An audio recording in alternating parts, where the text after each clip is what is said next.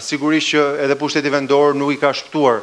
politizimit, ndarjes në dy kampe, një shoqat për disa dhe një shoqat për disa tjerë. Është momenti për të parë nëse kemi një mundësi të artë sot, tani, në këtë moment, për të propozuar një bashkim,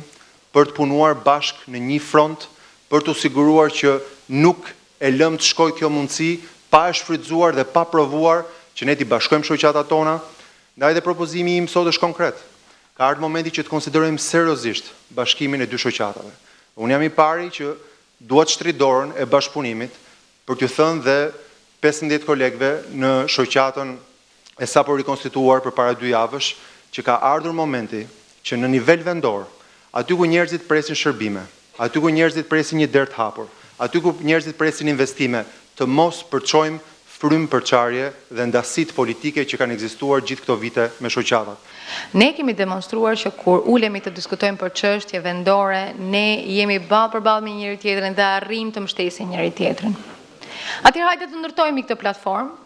sigurisht në një marrëdhënie të qartë ndërmjet vendorësh dhe unë besoj shpejt, shumë shpejt, ju do të shihni pavarësisht bindjeve politike, një zë të përbashkët të kryetarëve për çështjet e tyre vendore. Unë mendoj që ne duhet jemi të hapur me njëri tjetrin për të ulur në tryezë, për të diskutuar dhe pa diskutim që pavarësisht bindjeve tona politike, ne do të mund